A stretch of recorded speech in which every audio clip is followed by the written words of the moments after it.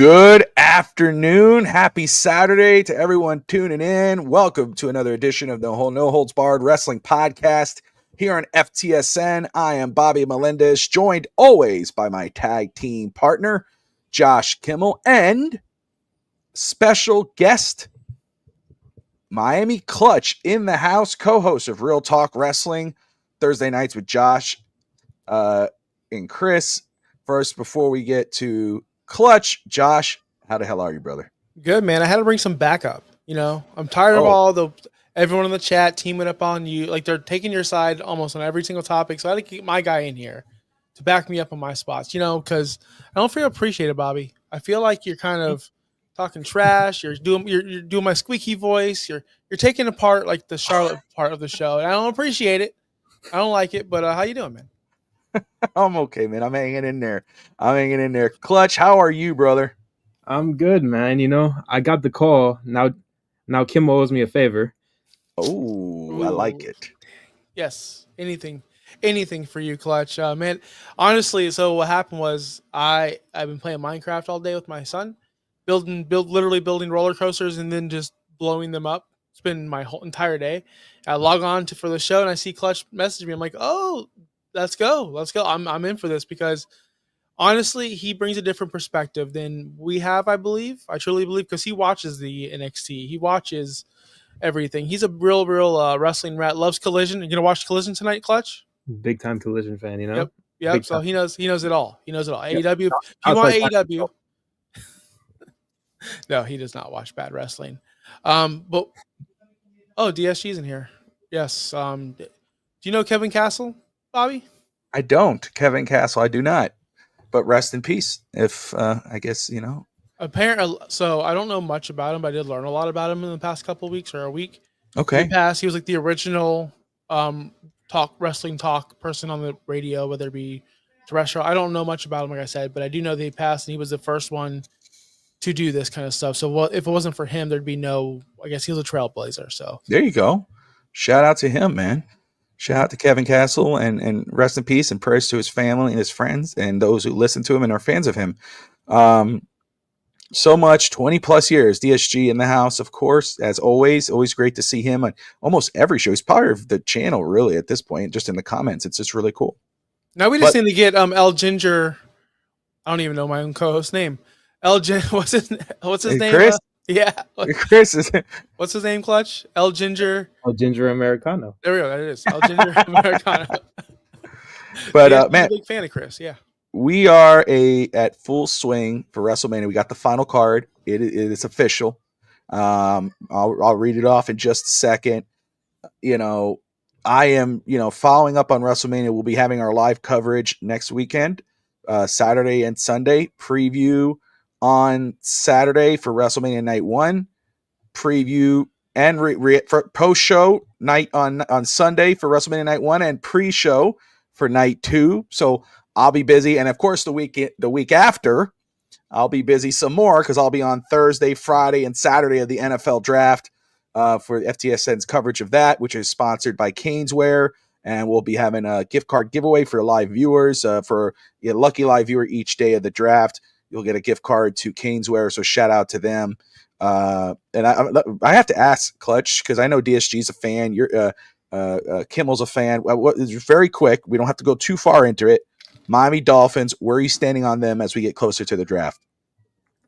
In general, like, what do I want to happen? Yeah, there's the draft. Like, is there any particular position, player, anything that's going on? What's on your mind? Just give me something on the line, defensive or trenches. In the trenches, please. Gotcha. Just please. Okay. All right. Go ahead. No, I'm saying it's been rough in the trenches for years, and I'd rather not see my quarterback die. So, Jesus, that's fair. Fair enough. Fair enough. Well, hopefully we'll get that.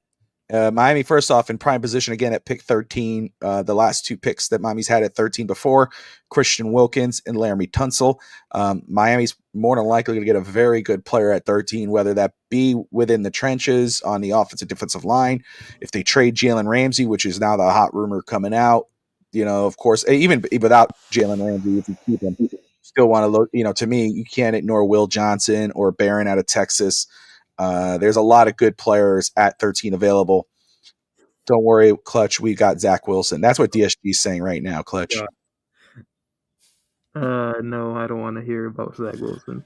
Let's get into WrestleMania season. Let's get into the card here. And then, Clutch, I want to hear from you since I haven't. I know you've been on Real Talk Wrestling, but let's talk about we'll go night one and then night two. Night one, you got the WWE World Tag Team Championship on the line. The War Raiders taking on the New Day.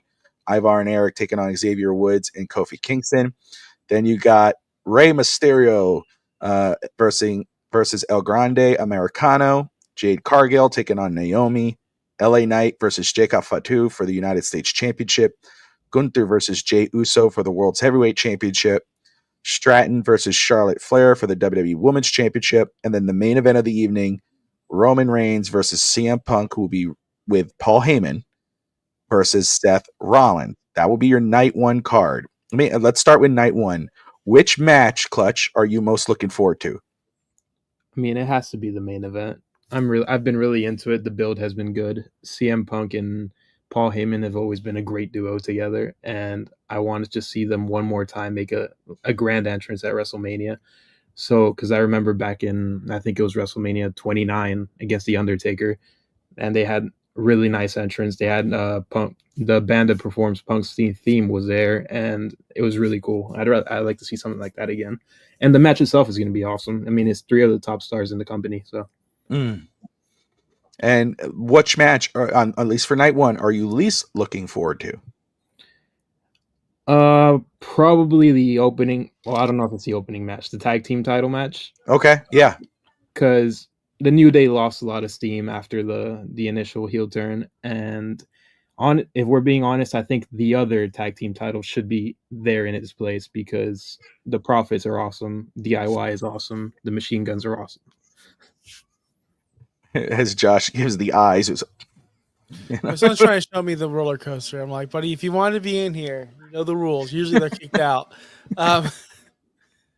Same questions, Josh.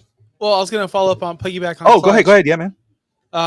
Man, yes, you're right. The New Day has fallen off a cliff. I expected so much more. I think we all did.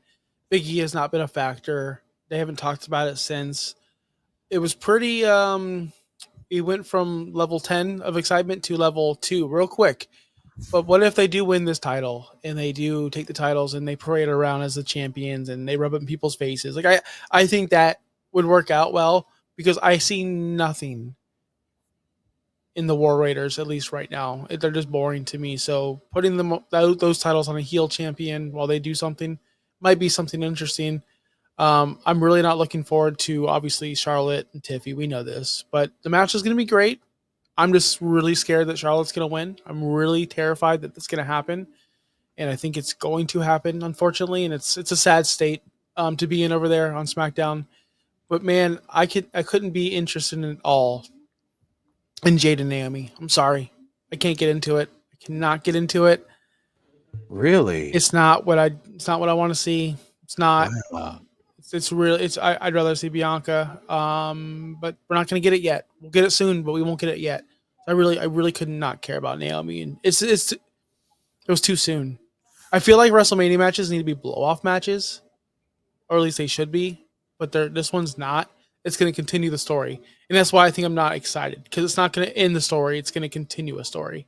You get my vibe there? So first off, I feel opposite.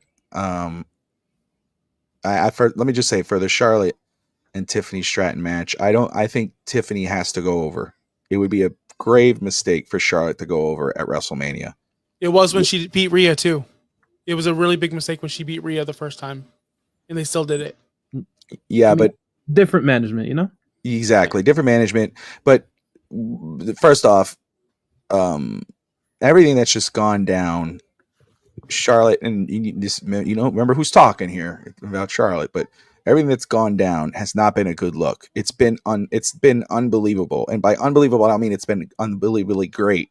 It's just been unbelievable. I don't believe in you when I don't believe in Charlotte when I'm watching her. I don't see her as this, great, one of the best, out there. Yeah, I know what she can do in the ring. We all know what Charlotte Flair could put a 5-star match. We get it.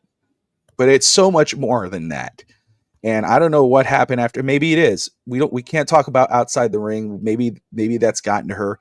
Who knows? Mm-hmm. I don't know if the slender look is probably maybe to keep her healthy. I'm not sure. It's not a good look. Tiffy has to go over, and Tiffy looks stronger. Tiffy has taken the ball and rolled with it. She outperformed Charlotte on the microphone. It's supposed to be the other way around. Charlotte was trying to follow the formula that Randy Orton and John Cena has taken, where they kind of try to trip someone up on the mic. Roman does it too. You try to trip one of the younger guys on the mic, so because they have to hold their own. And she tried to do it to Stratton, and it didn't work. And she allowed the crowd. She didn't take any cues from Roman or John Cena or those other ones. You can go to the women, Trish Stratus and whatever. They don't let any of that bother them.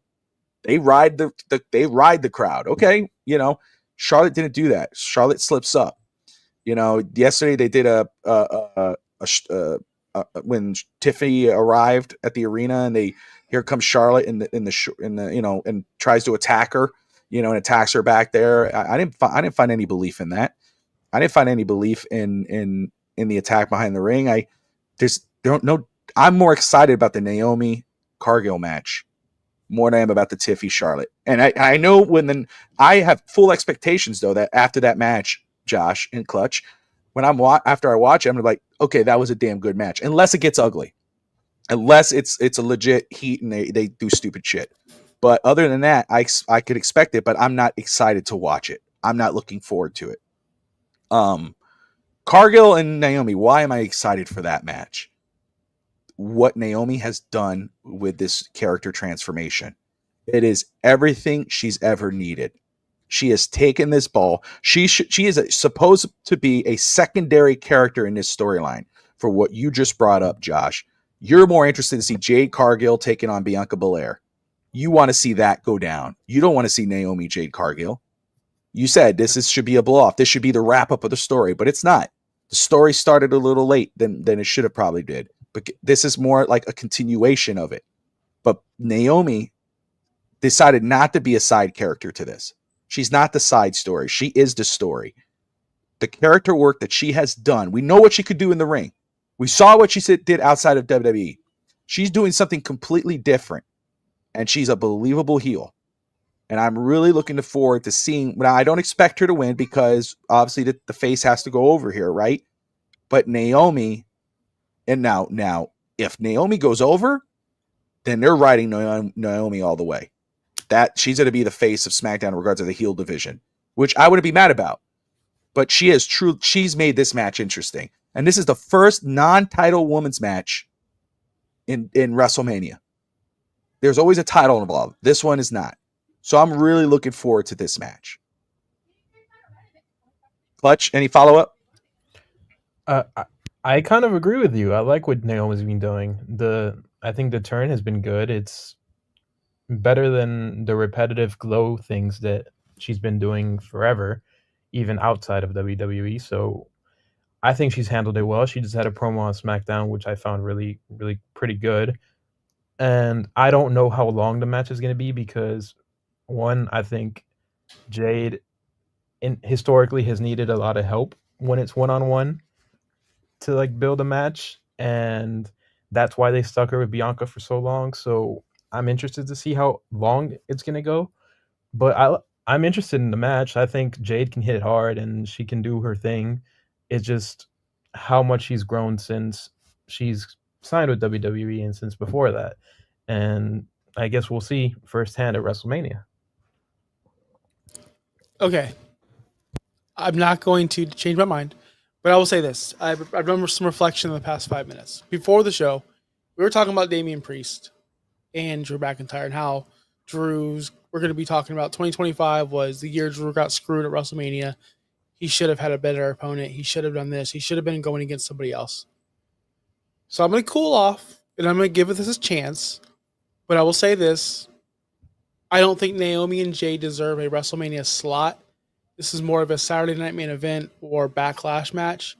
than WrestleMania. And it's fine not to have, not everything. El Grande Americano versus Rey Mysterio. I don't think that's a WrestleMania match.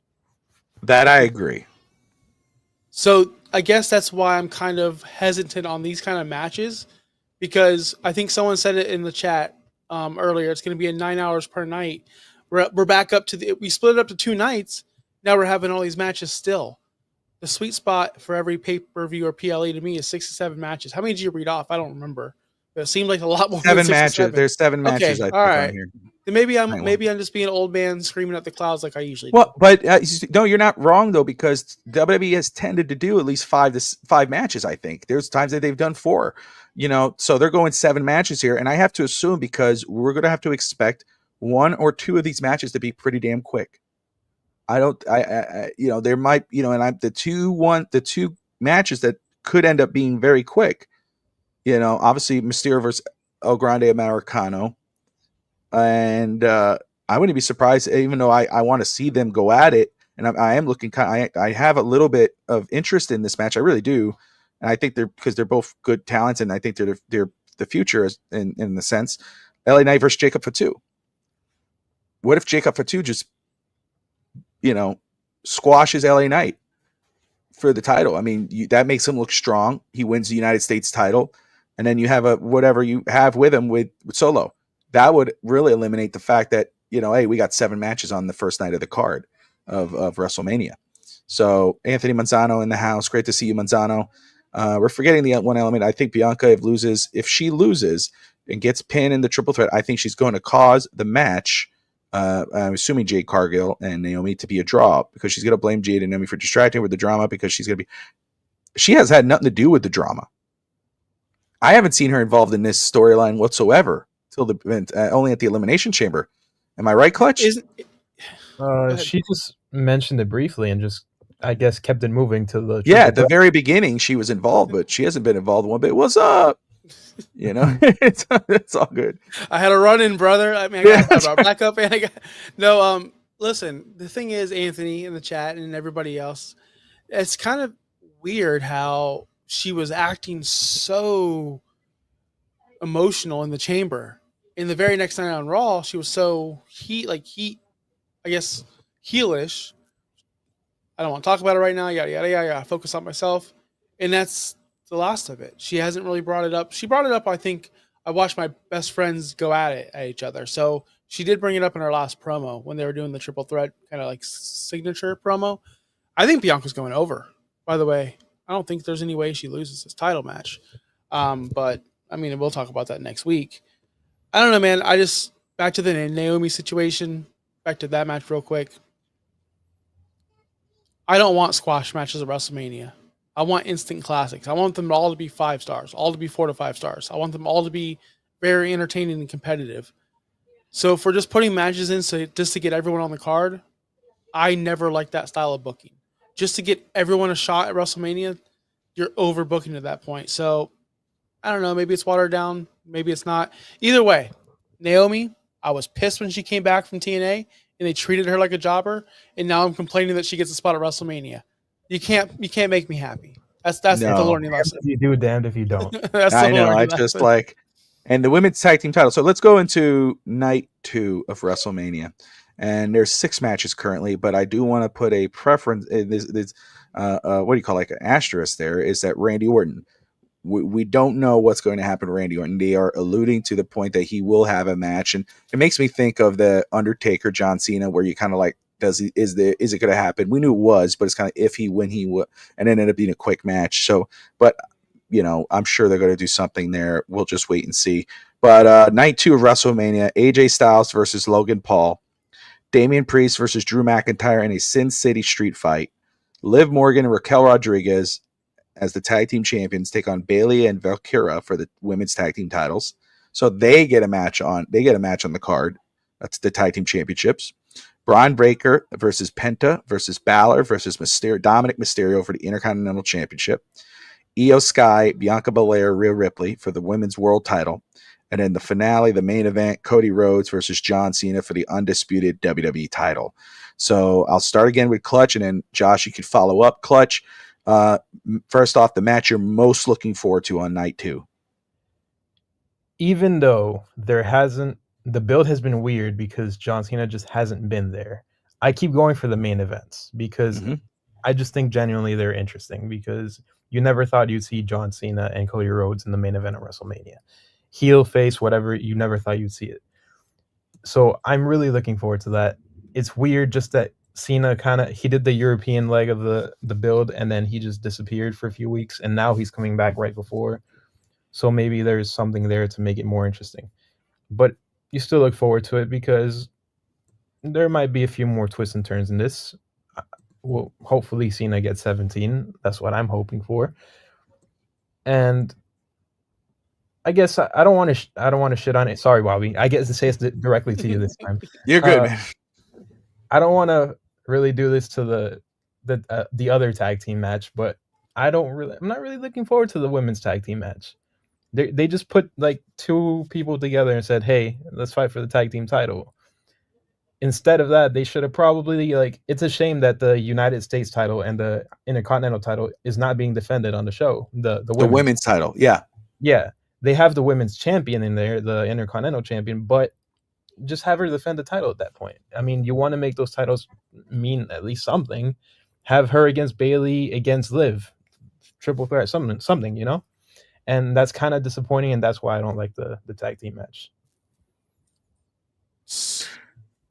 I have thoughts on that because I was thinking about how Chelsea Green, and it's not all her, but it's creative, right? The creative team.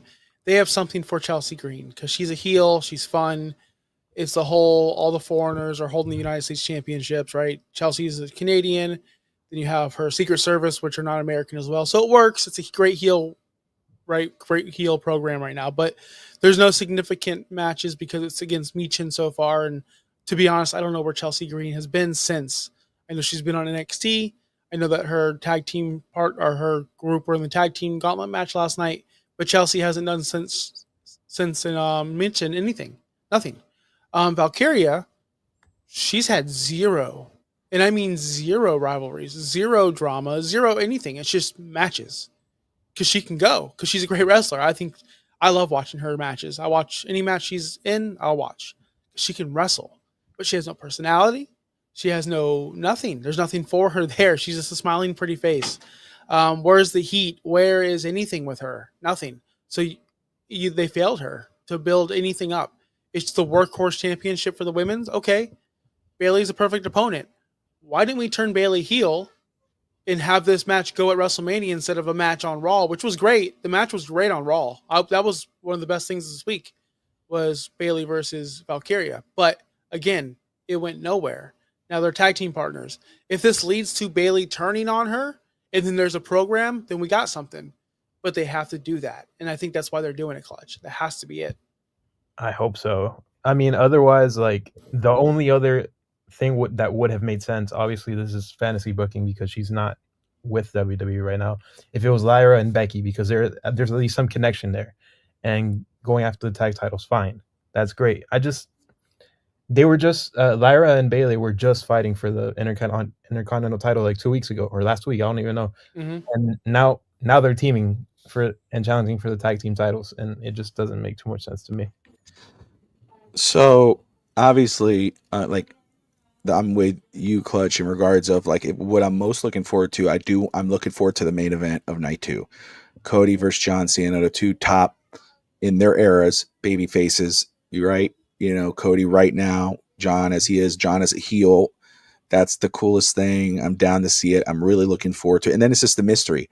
Who's coming out on top? Are they actually going to have John Cena become the 17-time champion and have him leave? And, then Cody now is doing the chase again, which I think he's better at anyway, even though he's done a great job as champ. Full respect. And he had a great promo last night. I did see bits and pieces of that. I love that they brought out all the world titles. I love the shout out to Eddie Guerrero, Bruno Sammartino, The Undertaker, and to, of course, John Cena himself with the spinner title. So I'm very intrigued by that. Obviously AJ Styles versus Logan Paul. That's a show. That match, they're going to try to do everything. It's going to be a pop fest, spot fest. They're going to do everything they can to steal the show. But the one that I think that may truly steal the show is the Intercontinental title match. Oh yeah. Dominic, Braun Breaker, Finn Balor, and Penta. That's the one that's going to be like, you cannot miss that match. If there's any match, if the match that Josh is famous for, the one that you go and you may go to the bathroom, go get something to drink, My laundry break. your laundry break. Yeah, full clothes. If I'm looking at any of them, the one that I look at would be the women's tag title match.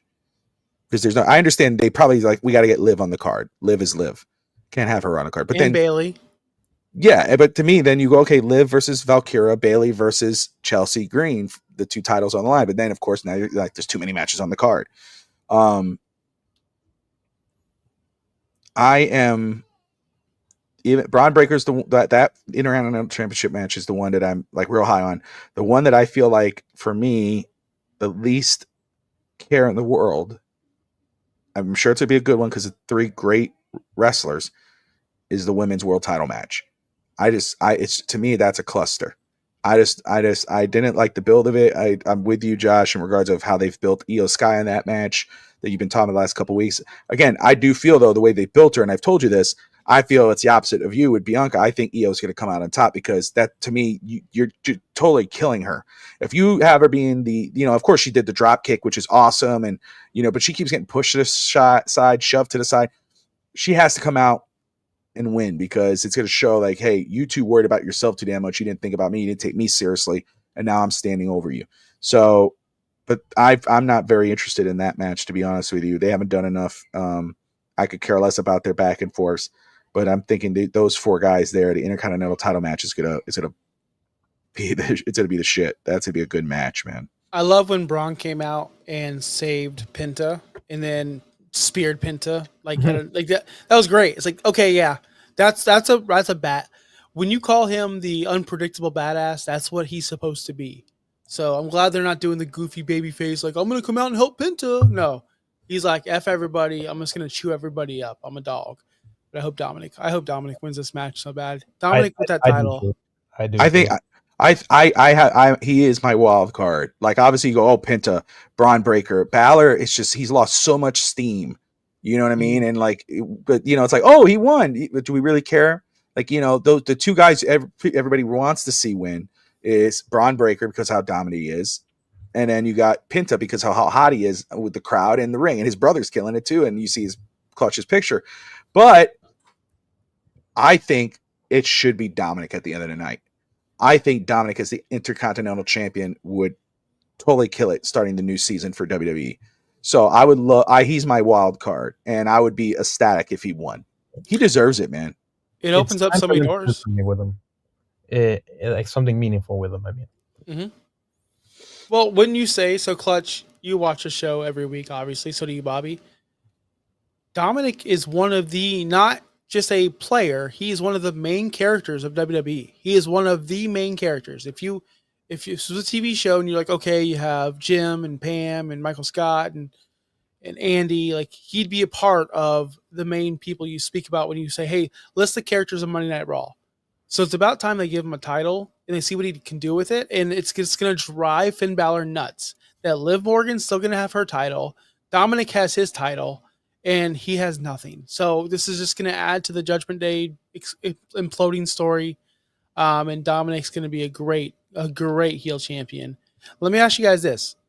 Do you think this is not Dominic related at all? It's Rey Mysterio. It's going to be a mass versus mass match at WrestleMania with El Grande Americano, because the whole thing is they just want him to stop disrespecting Lucha Libre and take off the mask. It's eventually going to happen. I don't think it's going to be officially a mass versus mass match, but I do think it's going to end with Rey unmasking him. But I just don't think it's officially going to be mask versus mask. Okay. Yeah, I'm gonna roll. I'm with Clutch on that one. I think there will be an official mask versus mask, and I think El Grande Americano is going to win because you don't have a character. He is so hot right now. People are into this. You don't kill it right away. It's just getting started. I think we have a couple more months of this. We have to. It's the only thing entertaining. Not the only thing, because Gable's great, but this proves that Gable is a freaking stud, and everything they give him, he crushes. And I want to see this go on a little bit longer. It's entertaining to me. If you take it away, then what do you have? So if it's a match versus match, are you saying he wins at WrestleMania? And No, I don't think it's a match versus match, but I think like a okay. backlash or. I got you. Okay. No, I think that's fair. I think that's fair. I would hope that Ray has to go because obviously you want to try to save that for Dominic, right? To beat his dad, and even though I would love to see a Mysterio reunion eventually, I think that would be pretty cool. Yeah, babyface Dom just wouldn't work. No, I know. We were making fun of that kid, man. We really were. It was bad. Piggybacking your dad down the ramp. I mean, that's not good. But he might have gotten to a point now where he could be that kind of back and forth guy. You got to maybe go that Eddie route. Manzano says, Josh, Clutch, and Bobby, do you think they can recreate the spot that Edge did a few decades earlier with the spear off the ladder with Breaker and another? Man, I don't know.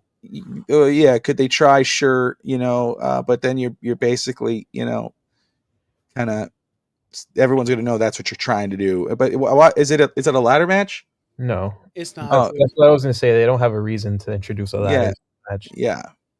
Yeah, unless they had the Money in the Bank, which they should. There should be a Money in the Bank match in this at WrestleMania. There shouldn't be a pay-per-view. Josh has alluded to that in the past, and I absolutely agree. Penta versus Mysterio is money. It is. It would be. Is it? So, is it though? Which Mysterio? I think Dom. Dom. Okay, if it's Ray, see, people are wanting Ray. Listen, Ray's the greatest luchador of all time, but the dude's like 60 years old.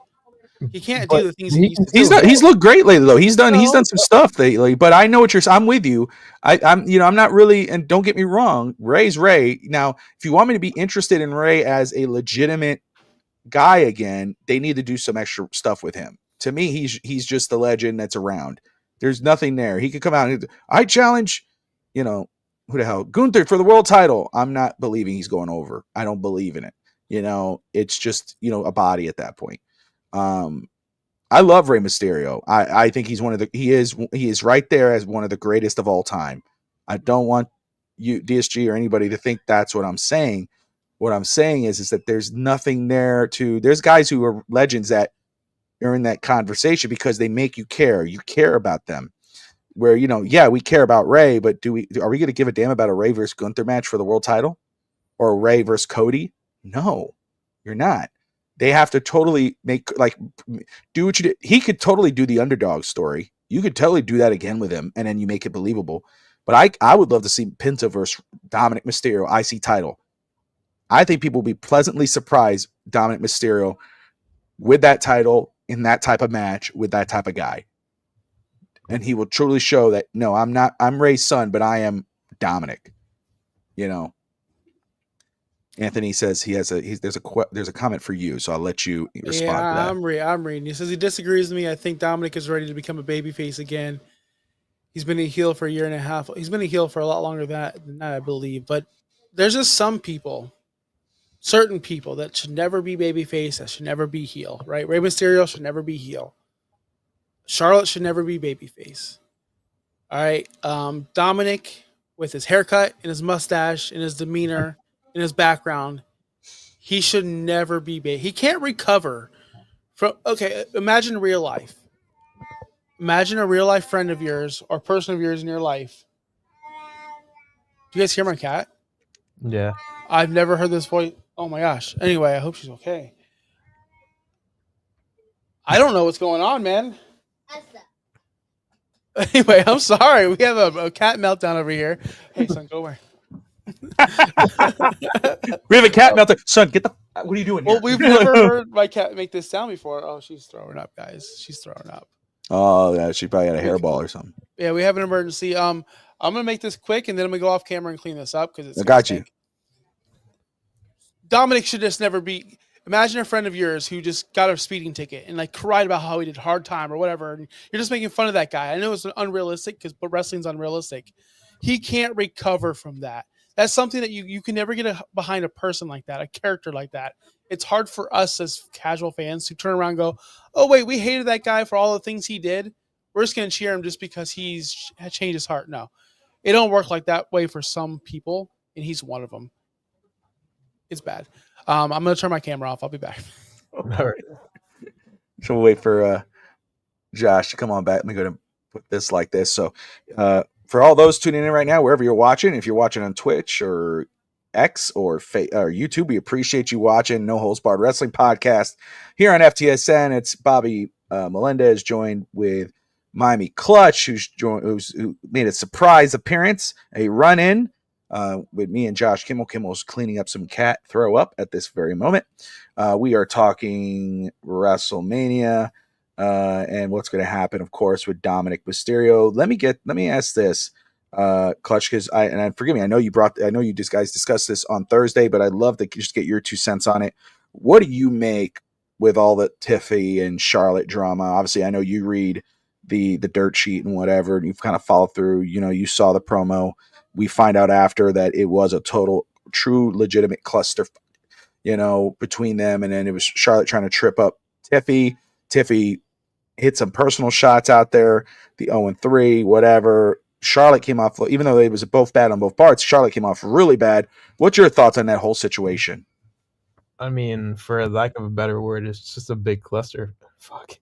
It's yeah, you have that promo, which was really weird. Like, I don't even point to the very end where they're talking about the divorces and Kaiser. Poor Kaiser, by the way. He was just eating his catering. He's sitting there and catering. What the what did I do? But yeah, the voice thing was really weird for me. And the squeaks. Yeah. It was just very odd, and you could tell the crowd got to Charlotte because she couldn't even talk, and you would expect her to handle that a lot better. And she's already frustrated by the crowd, and then she decides to try to big time Tiffany, and it just didn't work. And now the match is even less interesting because of that, because now it's just, yeah, it's stupid. It feels stupid. Obviously, you've talked about, the bell is going to ring and the match is probably going to be really good. But the build-up has just been one of the weirdest I've seen, just because that one promo kind of killed any little momentum that they might have had. You're still here. Josh just kicked you out, but you're here. I got you. No, I agree, man. It's there's so much potential, or there was so much. And again, the match could still, we could come away from night 2 or night 1, excuse me, and on Sunday, and we could be like, yo, Tiffany and Charlotte killed it last night. It was a 5-star match. I mean, my goodness, they hug after, they put their hands up and all that, but it's this is the time. WrestleMania is so important, but the road to WrestleMania is just as important. This is what makes people legends, and Tiffy, I mean, even though she has a huge part in how ugly it's become, she's actually she's come out looking a lot better, because she doesn't allow it doesn't look like it's bothering her. Where Charlotte, you could see that it's bothering her, where she stops and looks at the crowd, and and it's like, dude, you're a vet. You've been here. You've done this. You're Ric Flair's daughter. You know what I mean? Your dad, he had people throwing stuff at him, attacking him, coming at him. He had everybody say everything in the book. He's been through everything and whatever. And you don't expect the same, the same people, but you would think that maybe someone like Ric Flair, or maybe even though he works for AEW, or maybe Triple H, to pull Charlotte on the side and go, hey, don't let this bother you. Eat this up. And obviously it did. And that, like you're saying, it's affecting the match, because in the end, the only reason why we're going to, that now, if it was anything other than that, if we knew, hey, maybe this was all a cluster for a reason, they did this on purpose, they killed the match. No one's going to watch that match. The only reason why people are going to watch this match, and I'm not saying it's going to be bad, but the only reason why I'm going to tune in, and Clutch and Josh and other, we want to see if there's going to be legit heat. It's like a bad accident. You don't want to look. You're driving by, you just want to focus on the road, but it's you got to, you're rubbernecking it, because you just want to see how bad it really was. That's why you're going to watch this match. They did this. And you as a wrestling fan, and as much as I've come to respect Charlotte as a wrestler, as a superstar, I mean, and I have all the respect in the world for her. I've lost the respect of like you're a little thin skinned, and you can't be that. You can't do that because that's why the John Cena's and the Romans and the whatever they survive in this world. And obviously, you survived long, and you should, and you've earned your spot. But at the same time, this made her look incredible, very weak, and that's why I've lost a lot of interest in this match. But I will watch it because I want to see if they could rise above it and put a damn good match together. Josh, is the cat okay? Yeah, I don't know what she ate, but it was bad. So well, thank you, everyone. Sorry, that wasn't that. What a time, right? I tell my kid, don't come over here. He's come over here multiple times. My cat decides she wants to just. She heard the name Charlotte Flair and she just puked. I'm sorry, it just happened. It just happens over here. Listen, you trained your cat well. I did. Yes, I did. The match is going to be fine between Charlotte and Tiffy. Let's not be silly. Tiffy's an athlete. Charlotte can go. I'm just tired of talking about her. I'm tired of talking about her unprofessionalism and nobody actually bringing it up. She's the most. She's super unprofessional. She's did it with Becky. She did it with Ronda. She's done it with so many other people, and she doesn't get the heat for it because her name is Charlotte Flair. Bobby, we didn't talk about this, and it's the headline of the show. It's literally the thumbnail. The segment Monday night. We're going to close it out with this. A segment Monday night with Seth, Punk, Paul. We had the altercation between Seth and Paul, right? Slapping him in the face, pushing him in the, put him against the turnbuckle. Then CM Punk comes out and attacks Seth Rollins. Seth Rollins gets over on CM Punk, teases he's about to curb stomp Paul Heyman, but misses on purpose and tells Paul, now you owe me a favor. Alex Brown, we had him on the show 2 weeks ago, I believe. He's the first person I heard say maybe Paul Heyman aligns himself with Seth Rollins. I scoffed at it. In my mind, I didn't want to be rude to Alex. I know you're probably watching. I love you, nice dude. But in my mind, I'm like, what an idiot. It's not going to happen. Who's the idiot now? Me. Because I think it's going to happen, especially after that segment on Monday night. Bobby, me and Clutch talked about it on Thursday night. How do you feel about that segment after Monday Night Raw? Between Seth and Paul. I love that they integrated the distrust or the betrayal of really Roman Reigns did, kind of ditching Paul Heyman, leaving him alone to the wolves of the Solo Sikoas and the Tongas and the Fatus. I mean, did not answer his phone. All this, that's like when Solo would be like, I talked to Roman, and Paul's like, you talked to Roman? That tells you how at that point, like, and that's why, like, it's really interesting now, and that you see, like, when Paul and Roman are standing in the ring, and Roman looks at him like, what? Wait, what? Like, what do you mean, what? You didn't answer my phone call. You weren't there. CM Punk was here. He was here. I've interacted with him. Now, Seth brought up a great point too. Where was your best friend when you were getting jumped? He wasn't there, and that kind of adds that little bit of, intrigue in there. Or that doubt, that's doubt amongst the audience, the self-doubt amongst Paul Heyman, where you don't know where it's going to go. Does it happen what Alex Brown predicted? Is it where Seth Rollins and Paul Heyman are standing side by side at the end of night one, which would be the total, what the WTF moment, So I really liked that part where he kind of inflicted that self-doubt in Paul Heyman. And it was really like, hey man, why don't you just leave it alone? Why don't you just get out of here? Don't be involved in this match. Don't be in anybody's corner. Go do what you got to do. Heyman was doing great. Heyman, I love Bobby the Brain Heenan. To me, one of the greatest. To me, he's the greatest commentator with Gorilla Monsoon. As a wrestling fan, that I watch all the old films and all this, and I watched everybody. I love Bobby the Brain Heenan and Gorilla Monsoon.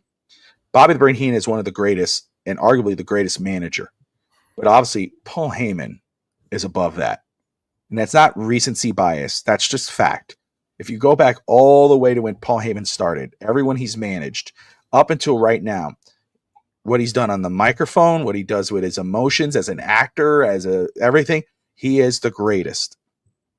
And his facial expressions always sell a story. And when you look at his face as Seth Rollins is talking, and he goes, "Where did Roman show up? Did he save you?" And he just looks at him and goes, "No." It's not, and he starts to self-realize that. Starts to realize that. And he goes, "What about Punk? Was he there?" No. And then he goes, "What, if you don't do it," and he starts smacking him around and kind of pushing him. And Paul Heyman said, "Don't you, and I love seeing that. And we know Paul Heyman ain't going to do nothing to Seth Rollins. That's not the point. Is Paul Heyman's kind of getting ticked, but it also didn't look believable that Seth was really trying to do. It looked like that Seth was trying to draw out Punk. Yep. So, and like you said, he curb stomps Punk. Paul doing the normal Paul thing. "Oh my God. Oh, they've never been curb stomped before in his life. It's the most horrible thing in the whole effing world. Holy shit." It's like, dude, they've done this 30 times already, but still, it's the most dramatic thing. No, here comes Seth. Nope. Seth, Paul Heyman's not that fast. He was going to get it. That was on purpose. And then just to close the night with, "Now you owe me a favor." And of course, Paul sells it great. Facial expression. Whoa. And now you're left with, what's the favor? And how much power does Paul Heyman have? Obviously, you go, "Man, wait, is it a world title match?" Well, he's not a general manager. What power will he have? Well, maybe he's connected with the final boss close enough where he could say, "Hey, he needs a shot at the title." Who knows? Because obviously, CM Punk, we thought it was going to be a title shot. No, it's you're going to be in my corner this week. Well, woohoo! That was underwhelming. Wait, you haven't turned around on that yet? Me and Clutch talked about this. We turned around on it. We think okay, tell me why you turned around on it. Clutch, you want to go? Or I'll let you talk about it, Clutch, if you want. You can go. I'll piggyback off you. So, this story doesn't have to deal with titles. It has to deal with loyalty. That's the whole underlying message of this rivalry. Loyalty. Started with Seth. Seth broke Roman's loyalty, right?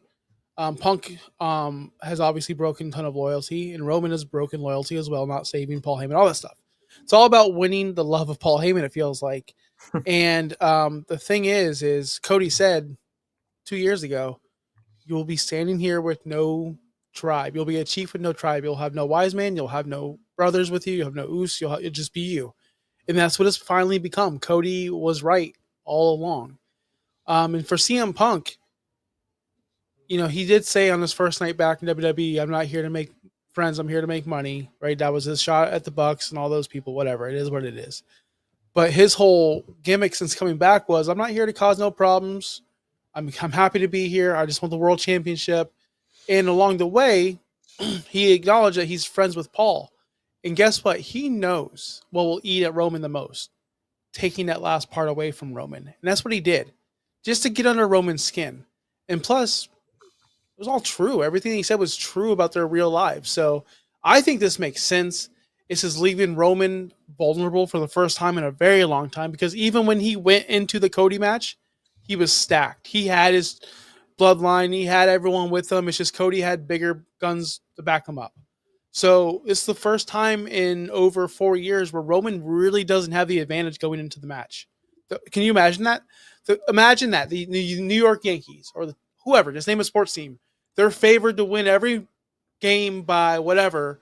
And in the first time in 5 years, they're not favored. That'd be a big story, right? I believe when Alabama in college football was finally an underdog, it was like a huge story. So this is the first time that's happening. So I think that's a big deal. And I think they had to add the Seth Rollins dynamic to make people understand, wow, this isn't about titles or status. This is about loyalty and who's Paul going to choose. Because now Seth just added another wrinkle to it that we didn't know existed. I think it's genius. I was not into it, and now I'm into it. Yeah, from the beginning, I think I never understood that people said this doesn't make sense. It's just a triple threat match. Why do this? There's always been a connection in this match, and it's been the Shield. And yes, some people that might not remember might be confused at this statement, but CM Punk brought the Shield to WWE outside of the ring and inside of the ring, because I think creatively he pitched the Shield. And then the storyline was that he hired the Shield to like keep him champion, and it was something like that.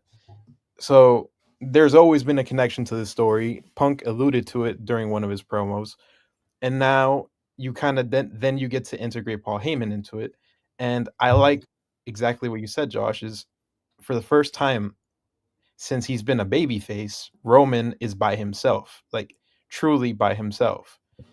And how is he going to react? How is the dynamic going to be with Paul in another corner?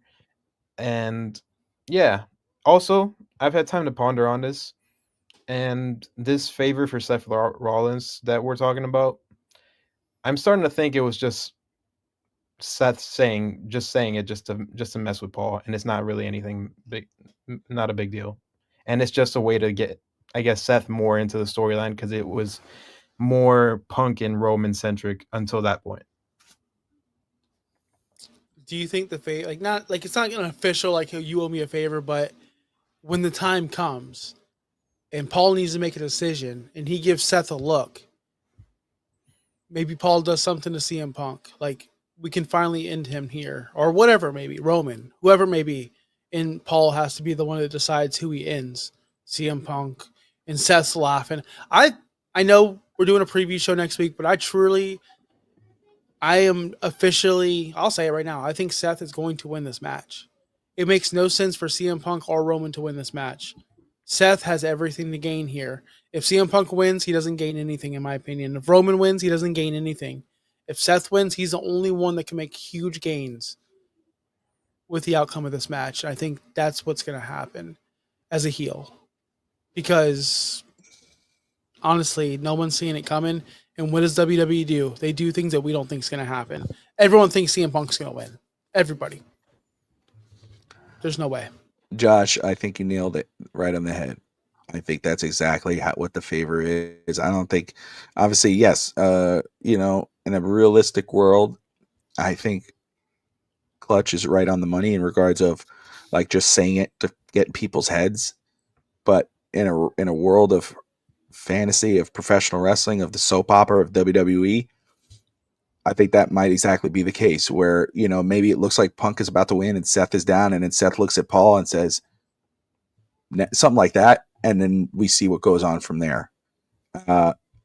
Is it him standing in Seth's current corner? Is it, like you said, is it like a whole Negan situation where choose which one, and that's when he's like, okay, him, and pop. And then you have that feud carry over, and Seth loves what he just did because he broke someone's heart, either Roman or CM Punk, or maybe both. But it's going to be very interesting. That's what's intriguing. I love that. It's the mystery of it all because you don't know. You would think, oh, it's easy. Paul Heyman's with Roman Reigns. It's not so easy. Seth brought that up. He made it perfectly clear why it's not that easy. People easily forget that Roman did not show up for Paul Heyman. He disappeared and let Paul Heyman get destroyed. Is Roman considered a solo now? Yeah, I think he is. The OG bloodline is not there, right? They have nothing to do with him anymore, really. They're pals, but it's not a group anymore. It's not official. But it's just very interesting. I want to ask this before we wrap this up, very quick. And Josh, start and Clutch, follow up. I don't know. First off, just two things. First off, Saraya, formerly known as Paige, is no longer with AEW. She has hinted that she would be open to coming back for WWE. So I'm going to start with her, and then we'll ask about Becky. But Josh, Paige, Saraya, would you be interested to see her return to WWE in a wrestling capacity? Hey, Triple H, if you're listening, I'm also interested in returning or making my debut in the WWE. Yes, everyone wants to go to the WWE at this point. No, I'm not interested in seeing Saraya. She has zero, and I mean zero to offer. I watched her in AEW. She has zero to offer in any capacity. That's all. It's literally the easiest question of all time. Clutch? Do I want to? No, not by any stretch in any imagination. I think it's going to happen because they have a women's pay-per-view coming up. Evolution is going to happen again, and they're probably going to try to like bring back some old people, and Paige might be one of them, and I don't like it, but yeah. And just a context for that, we talked about on Real Talk Wrestling where they have so many women in NXT that are so much better than some of these women on the main roster. They don't need, and I know we're going to ask Becky the Becky question next, and you're going to be like, gosh, how could you say this about Becky? We do need her. We don't need Becky. there's so many talented women that are not getting a shot, and it's just like the men's side of it. You want to push up these women. You want Roxanne. Where did Roxanne Perez go? She made this huge impact in the Royal Rumble. Where's she at now? She was Nowhere. on Well, okay, doing what? What's she doing at WrestleMania, Clutch? SmackDown. Sadly, nothing, and I'm very Nothing. Who cares? what? But that's the situation, Bobby. Come on. But she could be being promoted. I look at a poster, and here's a poster A, Roxanne Perez. Okay. Roster 2, Becky Lynch. Oh, shoot. Okay. You know why? Becky's back. You know why? Because on. they made you care about Becky Lynch. Back when Becky Lynch had her little Indian paint Becky on, made you care about Becky Lynch. Becky made you care. That writing team. No, did. Becky, she broke a nose and she made you go, holy shit, she's a badass. Let's be real. Becky did it. But that didn't last Naomi makes you care about Naomi right now. That's the difference. Becky real quick. We got sick of Becky. You got sick of Becky real quick. You get sick of anyone who goes, it's after 5 years. If they're on top 5 years or 3 months, whatever, you're done with them at that point. You're like, I want to see them on top. They get on top and you're like, they're too old. That's not true. Like, that's not true. I still pop for Kenny Omega. He's been on top for years. Best pro wrestler in the world. In a B company and then a C company in Japan. We haven't seen him in WWE. Let's be real. Come on. Who are you popping for? What are we talking about here? You know what I mean? Like this guy. You see, Clutch, this is what it boils down to. At the very end of the show, he starts taking his shots. I'm just saying, bro. I mean, like, I pop for Kenny Omega. The world champion. The world champion of the WWE still acknowledges the Bucks and Kenny almost every single time. So he feels bad for him. He has to, so they could feel relevant. It's like, hey, man, these guys still exist. If you want to shoot them a view, we need some ratings over here. You know, I would feel bad for too. I'm like, hey, man, Josh is on the B show. Hey, Josh, guys, watch him at the end of the night. He's still on. They're still on over there. They're not canceled yet. Okay, Evolution. Hold on real quick. Evolution, Yeah. 6 to 7 matches, right? Wait, the women's pay-per-view. Yeah, Evolution. It's called Evolution, right? Am I wrong? Okay, yeah. Mm-hmm. You only need 6 to 7 matches. You have enough women here now to not have to 100% and Becky. No, first off, in regards to Paige, Soraya, the only way I think she should be included in anything is she comes back as maybe the voice of the women's division or something as a commentator. No, Jesus Christ. I thought Clutch just popped on the screen and scared the shit. That is awesome. Holy shit. That is. Yeah, I did. That with the New Japan shirt. Yeah. That's hilarious, dude. Holy crap. That got me, man. I didn't expect the picture to be that big. I just see his bald head now. My God, dang. Oh, my God. Josh, Bobby had a rough night in Hialeah. We bully him over there. Yeah, I did. I don't play games, man. I have to come out swinging. But, okay, so what I was talking about with Becky Lynch. So I don't know what show she was on. I just read the quote on there, and it was just like I guess they asked like, hey, are you going to be at WrestleMania or whatever? And she says, I don't wrestle anymore. I'm not on WrestleMania. You know, I'm not gonna. Maybe one day I will, but Seth is. My husband's wrestling right now, so there's been a lot of back and forth with Becky Lynch. Like, hey, is she? Will she? Seth says she'll come back eventually. She's training. Mm-hmm. You know, I understand. First off, the NXT women's division is the best women's division in wrestling. I mean, they kill it over there. The women's division in WWE, you know, there's only a few big fish. Everyone else kind of just falls apart unless you make a name for yourself, like a Becky, like a Naomi, you know, like a Rhea. You know, they make a name for themselves. They make themselves stick out where you can't ignore them. Josh, Bobby probably just needs his chicken finger. Hey, DSG, I will freaking mute your ass off this channel. I'm just what kind of chicken finger meal? They're making fun of me because the other night they were saying that because when I go to a new place, I'm a picky eater. You know, I chew. You know, I don't like my wife eats watermelon with tahini, and I was talking about that. And tahini is just like the spicy shit, and maybe Clutch knows it. But like the other day, I was walking out in the kitchen, and she's dousing this shit, and I'm like, "What are you doing?" And she's like, "Oh, it's tahini." I'm like, "Okay, but why?" She's like, "Oh, it's spicy." Okay, again, but why? It's watermelon. Why are you? Watermelon's supposed to be juicy. It's supposed to be sweet. It's supposed to refresh you. Look, here she comes. Of course, she's popping. I knew she was watching. So that was the whole conversation on East 10th Street Boys. And then I get personally attacked by my best friend who I grew up with Alex, my brother who I grew up with, and my wife. And and they're like, oh, every time Bobby goes to a restaurant, you know what he has? It's either chicken wings, steak, or chicken fingers, which is kind of, there's other thing. But it's what it is. You know what I mean? Like, it's a safe thing. It's a safe food. Like, okay. Because the thing is, if I spend a $20 on a meal that I have no knowledge about, like, I'm like, oh, this is new. Try something new. No, you know what I read? Hey, Josh, you spent $20 on that meal that you like so much. Let me see. Oh, okay. It's all right. No. And now I'm not wasting money. I've tasted it, but I'm not going to spend $20 on a meal. Eat goat fat or some shit with tahini on it. I'm not going to try that. No. I support that. To me, it's not the chicken fingers. Every restaurant has a cheeseburger option. If nothing, I'm not spending $17.99 on some shit that I'm not gonna like. Thank you. Get a cheeseburger. Yeah. Thank you. That's a different thing. If you order that, okay, you order that. I'm gonna order my chicken wings, my steak, my chicken food, whatever. I'm gonna order that because I know I'm gonna eat that. You want to order that cockroach from Argentina or something that's special, you go ahead and do that. You eat it. And I'm going to look at it. I'm going to go, no thanks. Or I'll say, you know what? Let me try the leg. Nah. Because now I didn't spend $30 and waste money on it.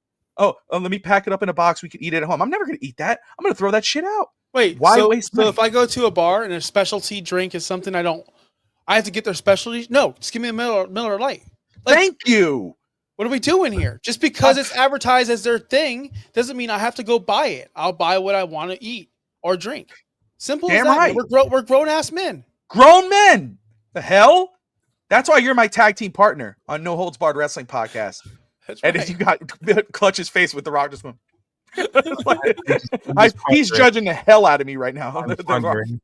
You're hungry? He's like, I'm going to go try out some cockroach legs. Where do you get those? He's like, I got peanut butter and jelly at Dan Marino's restaurant. You see, there's nothing wrong with that, in my opinion. There's nothing. You go with maybe it's the best peanut butter and jelly sandwich you'll ever have. But why order? That's going to be okay. But why order something? It's like, oh, have the Dan Marino. I don't know. Think of some kind of random ass meal. You're not going to like it. You don't like it. You just wasted $40 on their specialty meal, which it really wasn't that great. But if you go ahead and get a peanut butter and jelly sandwich for $5, you go, hey, damn, dude, that's the best peanut butter and jelly. I like that. I like the service here. Then you know what? You might be a little better going, let me try something else. Let me try the turkey bacon sandwich. Okay. Damn, that's good. And on top of that, just to educate everybody that's watching right now, if they mess up your cheeseburger, imagine what the hell they did to their cockroach fried wings, right? So just, you got to try the basics before you got to crawl before you walk, guys. That's all I'm saying, dude. It's like, screw these people that come at me, you would think that my best friend who I grew up with and my wife, she hit the jackpot with me, but she takes advantage. You shouldn't kick me when I'm down. Right, Clutch? She takes advantage. Right. Yeah, of course. Thank you, bro. You see, Tati, I hope this is what legit teamwork looks like here. Yep. They have my back. All right. That's why this is the NHBQ. This is No Holds Barred. For life, brother. For life. All right. All day, every day. That's all I'm going to say. My daughter's screaming. She's pissed. She's screaming at my wife right now. She knows Bobby's more passionate about cheeseburger. But anyway, about this and he is about Charlotte. That's right. Charlotte. Gosh, dude. Anyway, any final thoughts, guys, besides this crap? I'm glad. I feel safe. I feel protected right now. I got attacked the other night. Now I feel protected, and I appreciate the both of you. I just want to say, as a Floridian, someone who still lives in Tampa, Florida, my go-to, by the way, I don't care where, Olive Garden, Red Lobster, I don't care where I am. I'm getting the Cuban every single time. You can't mess that up over here. So screw all these people that are judging us. I do want to say this. I'm excited for next week. I have extended an invitation to Clutch to be on our pre-show next week. Yes. For WrestleMania. Awesome. So again, Clutch live on air. If you want to come next week, we'll be live talking WrestleMania before Saturday and Sunday. So either show or both if you want to attend. It's been nice. I do want to promote this. We are doing a live stream here on the network in May 23rd from 8 p.m. to 8 p.m. It's going to be a full 24 hours fantasy football inspired show, raising money for charity, Extra Life. It's for kids who need help. Justin Bowerly, my co-host over at Fantasy Now Plus, has put this all together. We have amazing guests. We have guests from the Fantasy Life, the Matthew Berry app. We have guests from all your favorite Twitter analysts, and we may land a massive Chicago Bear fan who's on the NFL Network, and his name rhymes with Adam Spank, and he may be on the stream as well. So if you're a fan of fantasy football, May 23rd, set your calendars. We'll be live for 24 straight hours. We're very busy here at FTSN. I want to give a shout out to Fantasy Now Plus and to Justin Barley. I didn't get to see that episode. I saw cooking on there, and I didn't think anything about that. Oh, these guys are they're doing some fantasy football advice.